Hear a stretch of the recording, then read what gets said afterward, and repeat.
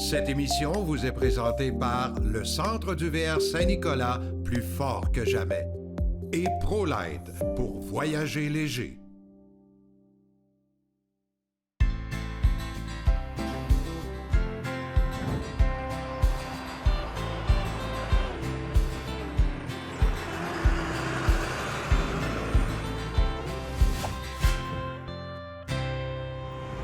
Je vous parle directement de l'usine de roulotte ProLite à Saint-Jérôme, un produit canadien extraordinaire qui est fabriqué ici à Saint-Jérôme. Je vous en parle beaucoup depuis même plusieurs années. Et cette année, on a donné plein de trucs grâce aux gens de ProLite. Et là, on va démystifier certaines affaires avec Martin Saint-Jean, qui est directeur service client. Salut Martin. Salut. C'est compliqué des fois de savoir comment on calcule le poids de ce qu'on tire en fonction du véhicule qu'on a. Beaucoup d'informations, effectivement. Il faut que tu nous aides là-dessus, là. La capacité de remorquage. Comment je calcule ça? La capacité de remorquage, c'est le poids que le véhicule peut remorquer, le poids maximum que le véhicule peut remorquer, bien évidemment, sécuritairement et établi selon le fabricant du véhicule. C'est toujours recommandé de ne pas se rendre jusqu'à la pleine capacité, de se garder un jeu aussi, même si le véhicule dit qu'il peut remorquer 2500 livres, mais de ne pas se rendre à 2500 livres, exemple. Parce que chez ProLite, on parle de roulotte ultra légère, mais il y a quand même un poids. Et le poids, souvent, c'est ce qu'on y rajoute aussi, là. Les gens ne calculent pas ça, hein? Exact. On a le poids du véhicule en tant que tel. Et ça, c'est à vide. Oui, c'est à vide, tout à fait. Et on a le poids, le PNBE, que le véhicule peut avoir au maximum. Fait que donc, comme exemple, si on a une roulotte qui pèse 1500 livres et que le PNBE est de 2500 livres, mais oui, on a effectivement 1000 livres de jeu. C'est quoi le PNBE, là? C'est le poids maximum que l'essieu peut supporter. OK. Donc, à ça, on ajoute, bien évidemment, les options qu'on va avoir ajoutées au véhicule, à la roulotte, nos choses à nous qu'on va avoir mis à l'intérieur, la nourriture qu'on va mettre à l'intérieur. Faut tout ajouter ces choses-là. Les réservoirs d'eau? Les réservoirs d'eau, exact. Le propane. Puis, comme j'ai dit au début, les options. Une autre chose importante, c'est bien important de bien équilibrer le poids dans la roulotte, de ne pas mettre toutes les choses à la même endroit. Ouais, ça, c'est bon, hein? Sécuritairement, c'est mieux. Et aussi pour la roulotte, bien évidemment. Et c'est plus sécuritaire pour le véhicule qui tracte. Donc, nos roulottes sont munies, tous nos modèles sont munis de freins électriques, ce qui aide énormément. Par contre, c'est important aussi que quand le véhicule freine, pour la sécurité, que le poids soit bien équilibré dans la roulotte. Absolument. En terminant, là, juste me dire, qu'est-ce que on va revenir là-dessus, le PNBV et le PNBE. C'est deux, on voit ça écrit sur nos roulottes. Oui, là. Exact. Le PNBV, c'est le poids maximal sécuritaire pour la roulotte lorsqu'elle est chargée à pleine capacité. Ça, c'est le PNBV. OK. C'est ça qui est inscrit. Il ne faut pas dépasser ça. Il ne faut pas dépasser ça. Le PNBE, c'est le poids maximal que l'essieu peut supporter. Ça non plus, il ne faut pas dépasser ça. Non, il ne faut jamais. En réalité, même que ce poids-là, on ne l'atteint pas parce que les lames, normalement, ils supportent moins que l'essieu. Donc, il faut faire attention pour ne pas dépasser ces montants-là, ces poids-là. Écoute, Martin, je pense qu'on va suivre tes conseils. On va vérifier ce qu'on met dans nos véhicules. On va calculer comme il faut, puis on va regarder si notre véhicule est capable de tirer ça. Exact. Merci beaucoup. C'est très sécuritaire dans l'affaire. Merci. Merci.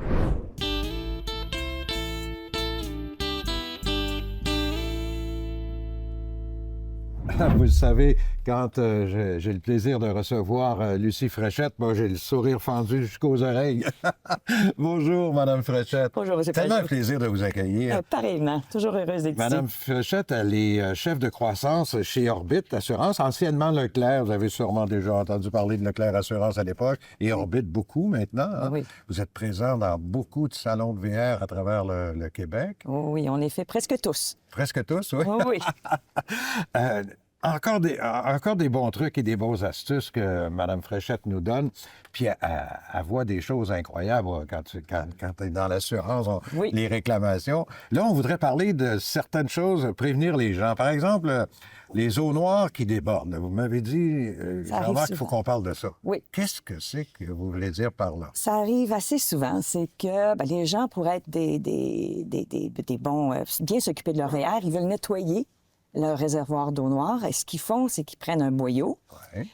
mettent à l'intérieur et partent le boyau. Pour... Dans la toilette à l'intérieur? Non, de l'extérieur, dans le réservoir. Ah, de l'extérieur, dans le réservoir. Oui, dans OK. le réservoir.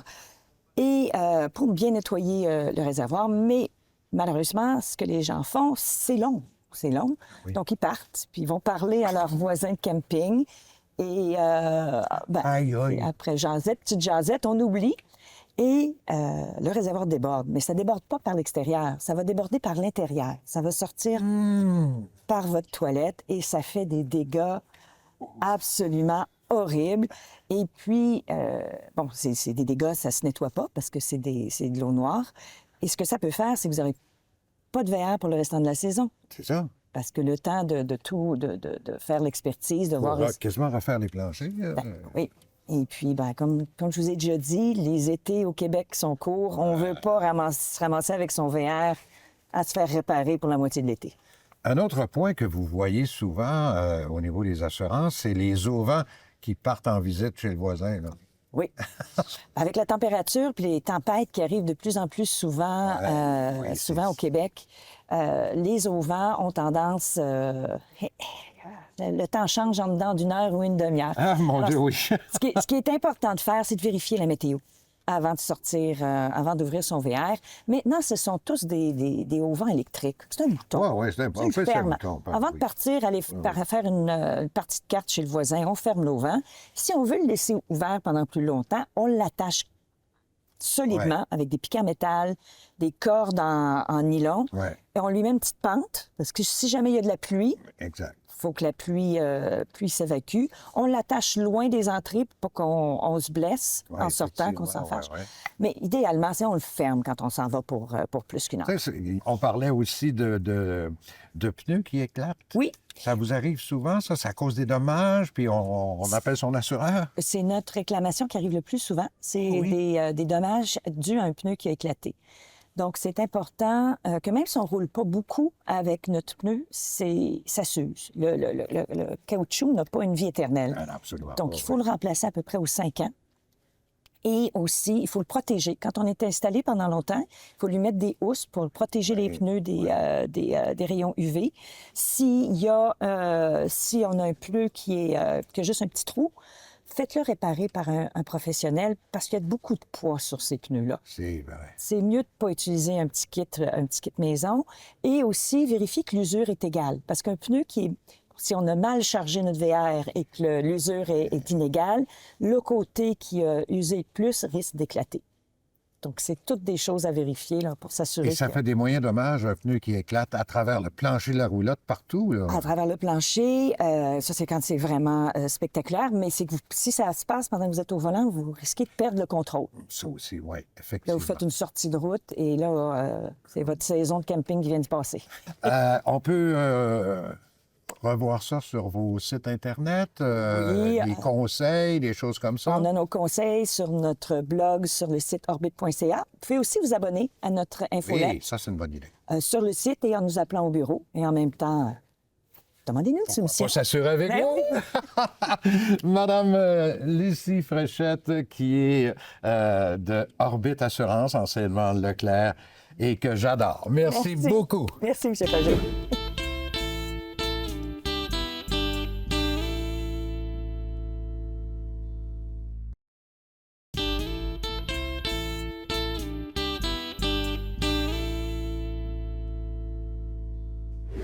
On rencontre cette année un bon ami que vous connaissez depuis plusieurs années à notre émission Les Passionnés du VR, le lieutenant Jonathan Beauvais. Bonjour. Salut, ça va bien? Ça va très bien, Jonathan. Jonathan, on ne le répétera pas jamais assez, les conseils de sécurité qu'on doit faire. Puis vous, les contrôleurs routiers, vous êtes là pour nous faire penser à toutes sortes de choses. Il y a une statistique qui m'a impressionné. 24 des accidents dans les 5 dernières années des accidents automobiles ou VR et ainsi de suite, ont été causés par la fatigue au volant. Oui, c'est presque le quart des accidents là, qui impliquaient un véhicule routier qui a été causé par la fatigue. Et la fatigue, c'est vraiment une problématique qu'on voit beaucoup.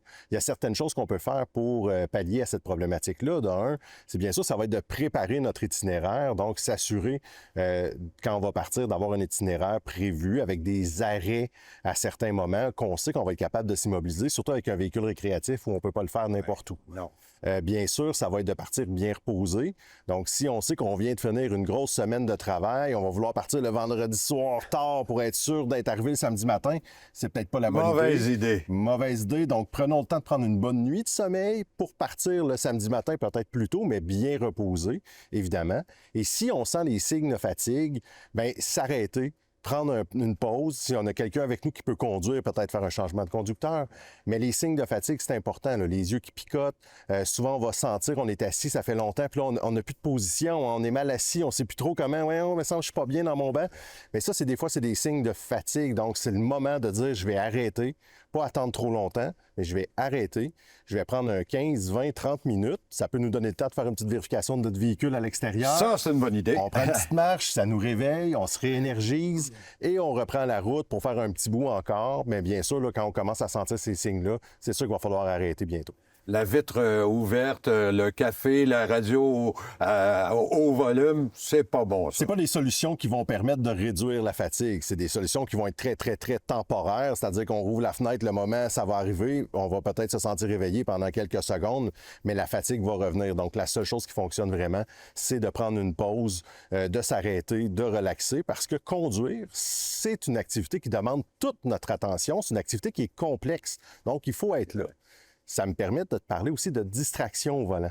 La distraction, c'est quelque chose que les gens, on se dit « Ah oui, ça, c'est parler au téléphone cellulaire ».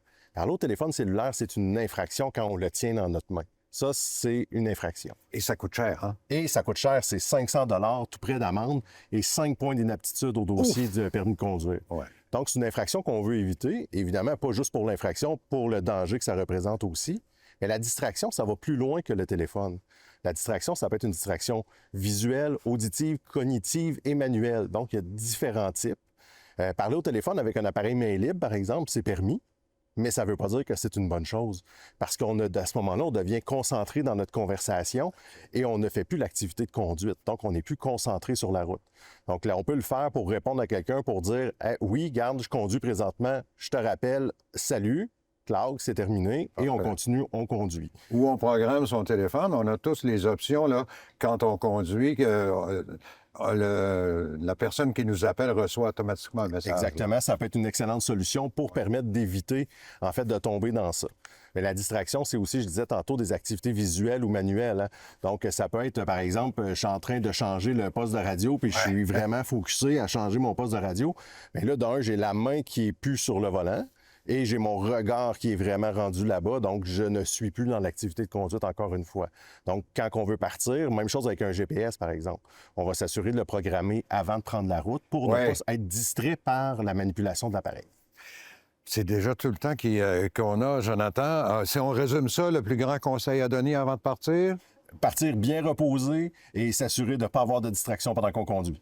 Merci infiniment, Jonathan. Bon conseil. Merci.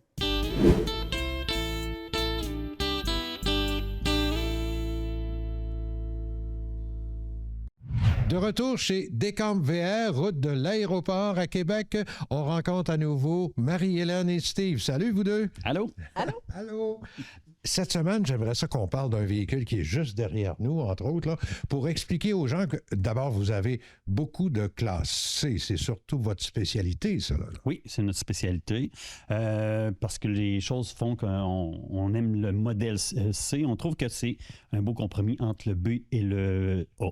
Le A est un peu grand et le B peut-être un peu plus petit, moins de rangement. Tandis que pour nous, ça nous convient mieux le C, puis on vend ce qu'on aime aussi. C'est ce que tu aimes aussi, Marie-Hélène? Bien, c'est certain qu'avec la famille, en rester dans le 25 pieds et moins, le classe C, ça permet de coucher une de nos plus vieilles en haut, puis la plus petite va coucher sur la banquette. Et nous, on a un lit qui est permanent là, pour nous. Donc, c'est une belle clientèle, la petite famille pour vous, là. Adultes, 2 enfants. Oui, ça peut être des petites familles, ça peut être seulement un couple ou même du monde seul, avec des animaux aussi, oui. Ce qu'on voit beaucoup, en fait, Jean-Marc, c'est aussi des grands-parents qui voudraient avoir la possibilité d'avoir l'espace et amener leurs petits-enfants à l'occasion. Oh, ouais. Donc, c'est ce que le classe C permet de faire. OK. Celui-ci, c'est un Winnebago. C'est un Winnebago View 24J. Le 24J, ça veut dire avec le corner bed, le lit en coin. Et puis, plusieurs modèles avec le Winnebago. On a le Winnebago Navion ou View, c'est toujours la même chose. On a avec le Murphy bed, le lit qui va descendre du mur, escamotable. Lui, ça va être le 24D et on a aussi le lit jumeau et je pense, si je ne me trompe pas... Le 24V. Le 24V. Il y a toujours la capucine aussi où les enfants peuvent coucher? Oui, il y a toujours la capucine. Seulement les modèles 2025 qui vont venir, ils reviennent avec le modèle B+. Sont plus rares encore, puis on n'a pas nous présentement dans la cour. On peut avoir aussi, on a d'autres modèles dans la cour. On a Laser Travel avec le Murphy Bed aussi, le lit escamotable. On a un Thor Delano avec la grande extension. C'est toutes des belles marques que vous avez. Oui, c'est toutes des belles marques, surtout avec le châssis Mercedes, avec le V6 3 litres turbo, qui est très économique en carburant, qui va faire environ du 25-26, je veux dire du 14-16 litres au 100. Puis, Mais ils ont l'air neufs. J'y regarde tous vos véhicules. C'est lui l'expert, hein? Ah oui, c'est lui l'expert. Steve est expert, en fait, de mécanicien de métier. Là, je l'ai déjà mentionné. Steve a toujours une solution au problème. Et quand les véhicules arrivent ici, soyez certains qu'ils vont ressortir. Quand ils sortent du garage, c'est parce qu'ils sont prêts. Marie-Hélène, on peut aller s'informer sur ton site Internet? Oui, vous pouvez aller au decampvr.com. Dans le fond, on a notre inventaire qui est tout disponible. On essaie là, d'être le plus à jour possible.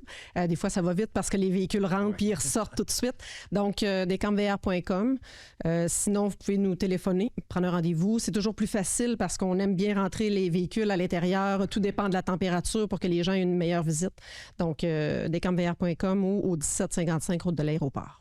Et tu es assez active aussi sur les réseaux sociaux, Marie-Hélène. Bien, en fait, oui, en laissant mon travail dans le passé, là, qui était dans une compagnie d'assurance pendant une vingtaine d'années, quand j'ai commencé avec Steve, bien, on voyage beaucoup.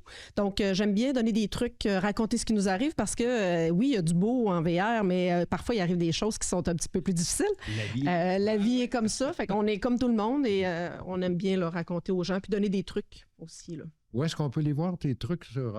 Sur notre page Facebook, dans le fond, à Decamp VR. Vous pouvez aller voir ça.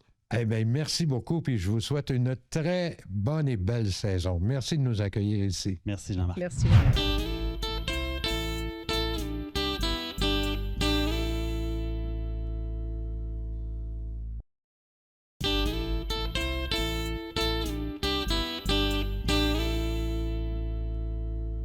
Nous sommes à Lévis, plus précisément, c'est la sortie Pintendre, route Kennedy, là, et nous sommes chez VR Rive-Sud, une entreprise...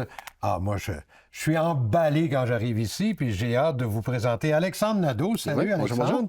Alexandre Nadeau est le propriétaire de VR Rive-Sud, spécialisé dans les classes B, je vous le dis tout de suite, des bijoux de véhicules récréatifs.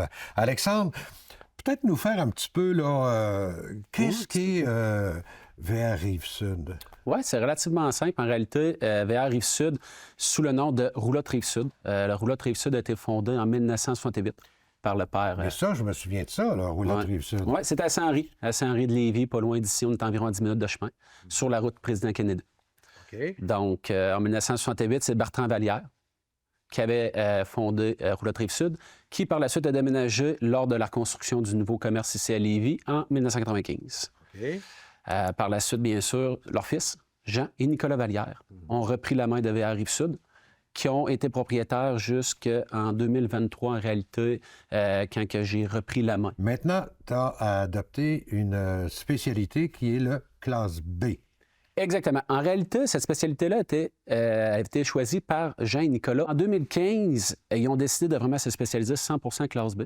Donc, ils sont allés chercher, il y avait déjà Rodtrek. Il y avait Rodtrek depuis 1995.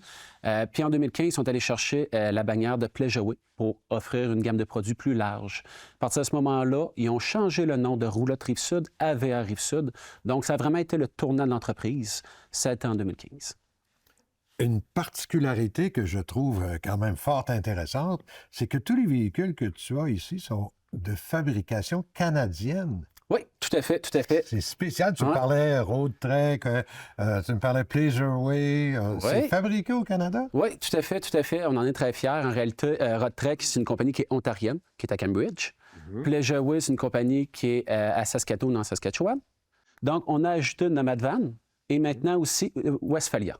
Ça, Westphalia, j'ai été très surpris. Moi, j'ai toujours pensé que c'est Volkswagen. Ouais. C'est fabriqué en Allemagne. Puis, mais c'est ce Westphalia-là, qui est le nouveau modèle, est fabriqué au Canada? Exactement. Il est fabriqué aussi en Ontario, à Cambridge. En réalité, Westphalia, c'est vraiment manufacturier de VR, qui, dans les années passées, utilisait les châssis Volkswagen. Bien sûr, c'était les châssis disponibles à la conversion. Et tout le monde connaît le fameux Westphalia sous les châssis Volkswagen. Ils ont quitté l'Amérique du Nord en 2001. Grossièrement, en 2001, dans le fond, on a arrêté d'avoir les Westphalia, mais ça n'a jamais arrêté. En Europe, ça continue à produire et à rouler. Et en Europe, aujourd'hui, ça roule sur les châssis Fiat Ducato. Au Canada, le frère de Fiat Ducato, c'est le Ram ProMaster. Ram, ouais. Donc, en 2024, ils ont fait leur grand retour en Ontario, à Cambridge. Avec un châssis Ram, Exactement ça. selon les normes canadiennes. Exactement, exactement. Parce qu'ils ne pouvaient pas importer un véhicule de l'Europe. On n'a pas les mêmes systèmes d'eau, on n'a pas les mêmes systèmes électriques. Donc, ils ont gardé un plan de plancher qui est connu en Europe, mais qui ont importé au Canada. En terminant, moi, j'ai appelé ça dans les dernières années un peu la folie du classe B, là, dans le sens que c'est devenu tellement populaire. Comment t'expliques ça, que le classe B soit maintenant le véhicule qu'on recherche? En réalité, je pense que notre façon de voyager a changé aussi. Mais avec le temps, on se rend compte que finalement, un véhicule qui est minimaliste va nous apporter plus de place. On a tout le confort recherché d'un grand véhicule, mais dans la simplicité. Donc, je pense que le monde trouve vraiment leur façon de voyager avec ça. Oui, l'aventure. Exactement, exactement. Moi, je pense qu'on va te réinviter la semaine prochaine, puis on va reparler là plus précisément des modèles que tu peux offrir à toute la clientèle. Ça va me faire VR Rive-Sud, sortie Pintendre de l'autoroute 20 à Lévis. Alexandre Nadeau, allez voir ça sur Internet.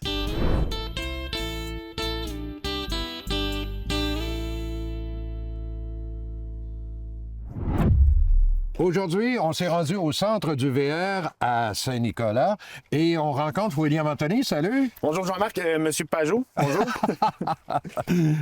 William, ici, au centre du VR, il y a comme une spécialité, les roulottes familiales. Oui, écoutez, c'est ça. On a tellement de modèles en inventaire, mais on a surtout aussi beaucoup de roulottes familiales. Fait que autant, tu sais, qu'on parle familial, surtout avec, mettons, des lits superposés, bunk bed qu'on appelle, puis on l'a sous différentes marques, là, je vous dirais, là, mettons, dans le neuf, on va avoir surtout du Coleman, du Kodiak, puis même certains modèles de Rockwood aussi, un petit peu plus haut de gamme.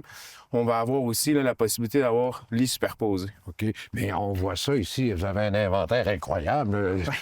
Si on ne trouve pas une roulotte familiale ici, on n'en trouvera jamais ailleurs. Je te dis, notre gars de cours, il est écœuré qu'on lui en rentre là, parce qu'il ne sait plus où les mettre. Mais non, c'est vraiment le fun parce que ça nous permet vraiment d'avoir un grand inventaire et un grand choix aussi selon les différents besoins de la clientèle ou justement des besoins familiaux parce qu'on s'entend souvent, que le standard, c'est 4 personnes. Donc souvent, il va y avoir seulement deux lits superposés. Mais on en a aussi qu'on va avoir 3 lits superposés ou même 4 lits superposés. Oh oui! Oui, fait que ça laisse vraiment plus d'opportunités pour justement les familles, peu importe le nombre d'enfants, mais on a tout le temps un besoin, on répond à votre besoin avec une unité qui va satisfaire là, tout ça. Fait que t'es encore là dans tous les marques.